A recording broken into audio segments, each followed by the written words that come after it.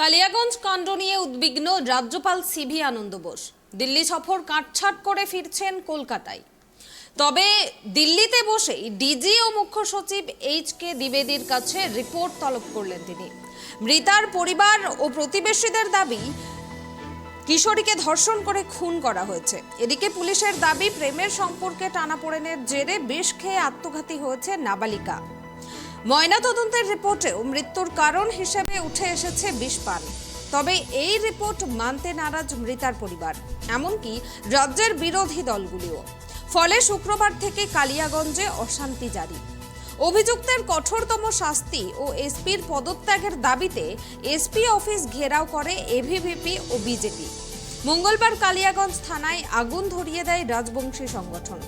সব মিলিয়ে অগ্নিগর্ভ পরিস্থিতি কালিয়াগঞ্জে। গোটা বিষয়টি নিয়ে অত্যন্ত উদ্বিগ্ন রাজ্যপাল সিভি আনন্দ বোস। সূত্রের খবর, ইতিমধ্যেই রাজ্যের পরিস্থিতির খোঁজ নিয়েছেন তিনি। সিদ্ধান্ত নিয়েছেন দিল্লি সফর সংক্ষিপ্ত করে দ্রুত কলকাতা ফেরার। রিপোর্ট তলব করেছেন তিনি।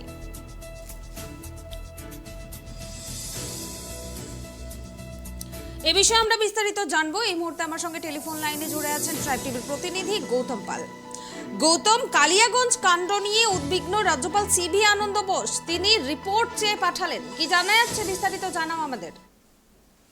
দেখো, আমি গতকাল যে ঘটনা ঘটেছে, অর্থাৎ আদিবাসী এবং রাজবংশী সম্প্রদায়ের মানুষ যারা থানা ঘেরাও বিক্ষোভ কর্মসূচির নাম করে তারা কিন্তু থানা আক্রমণ করে, সরাসরি এই কথাই বলতে হয়, থানা আক্রমণ করে এবং থানার যাবতীয় থানায় থাকা প্রায় 50টি গাড়ি পুড়িয়ে দেয়, 50টি মোটর বাইক পুড়িয়ে দেয় এবং বেশ কয়েকটি 4 চাকা গাড়ি পুড়িয়ে দেয় এবং থানার একটি কোয়ার্টার সেটাতে আগুন লাগিয়ে দেয় এবং সম্পূর্ণ থানা ভস্মীভূত হয়ে যায় এবং প্রায় 17 জন পুলিশ কর্মী তারা গুরুতর আহত হন এই বিক্ষোভকারীদের ছোড়া ইটপাট কেনে।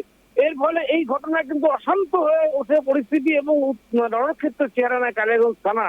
এই ঘটনার কিন্তু খবর পেয়ে ঘটনাস্থলে ছুটে আসেন রাজ্যের এডিজি অজয় কুমার সহ জেলা পুলিশ সুপার সানা আক্তার, সমস্ত সবাই ছুটে আসে বালুঘাট থানার বিশাল পুলিশ বাহিনী। তারপরে পরিস্থিতি নিয়ন্ত্রণে রাতে সেখানে ছুটে যান পিএসসির চেয়ারম্যান, রাজ্য বিধানসভার চেয়ারম্যান কৃষ্ণ কল্যাণী সহ তৃণমূলের শীর্ষ নেতৃত্ব এবং জেলা শাসক অরবিন্দ কুমার মিনা।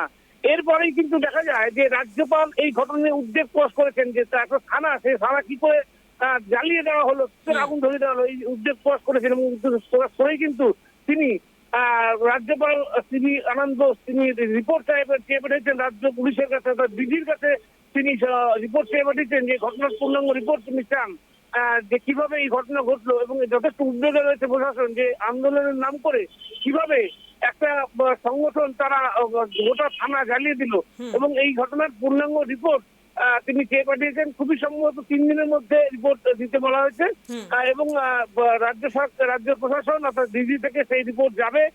তবে ইতিমধ্যেই কিন্তু পুলিশ ঘটনা তদন্ত করেছে এবং 25 থেকে 30 জন, সংখ্যাতে এক্সাক্টলি বলা যাচ্ছে না, 25 জন যারা আন্দোলনকারী ছিল তাদেরকে আটক করেছে পুলিশ এবং এই ঘটনা নিয়ে কিন্তু আজও পরিস্থিতি থমথমে রয়েছে কালিয়াগঞ্জ এলাকায়। সোনামি, ধন্যবাদ গৌতম।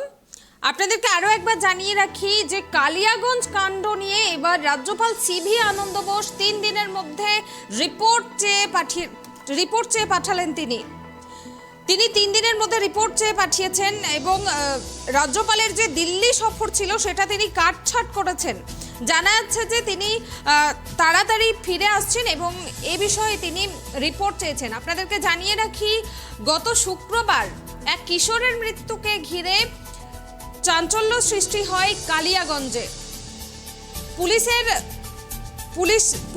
পুলিশের দাবি যে প্রেমের সম্পর্কে টানাপোড়েনের জেরেই কিন্তু বিষ খেয়ে আত্মঘাতী হয়েছে নাবালিকা। অন্যদিকে মৃতার পরিবার ও প্রতিবেশীদের দাবি যে ধর্ষণ করে খুন করা হয়েছে তাকে। আর এই নিয়েই কিন্তু গত শুক্রবার থেকে অশান্ত হয়েছে বারবার কালিয়াগঞ্জ। অভিযুক্ত কঠোরতম শাস্তি ও এসপির পদত্যাগের দাবিতে এসপি অফিস ঘেরাও করে কালকে এভিভিপি ও বিজেপি। মঙ্গলবার কালিয়াগঞ্জ থানায় আগুনও ধরিয়ে দেয় রাজবংশী সংগঠন। আর সব মিলিয়ে এখন অগ্নিগর্ভ পরিস্থিতি কালিয়াগঞ্জে। গোটা বিষয়টি নিয়ে উদ্বিগ্ন রাজ্যপাল সিভি আনন্দ বোস। আর ইতিমধ্যেই তিনি এই ঘটনার খোঁজখবর নিয়েছেন এবং তিনি 3 দিনের মধ্যে এই ঘটনার রিপোর্ট চেয়ে পাঠিয়েছেন।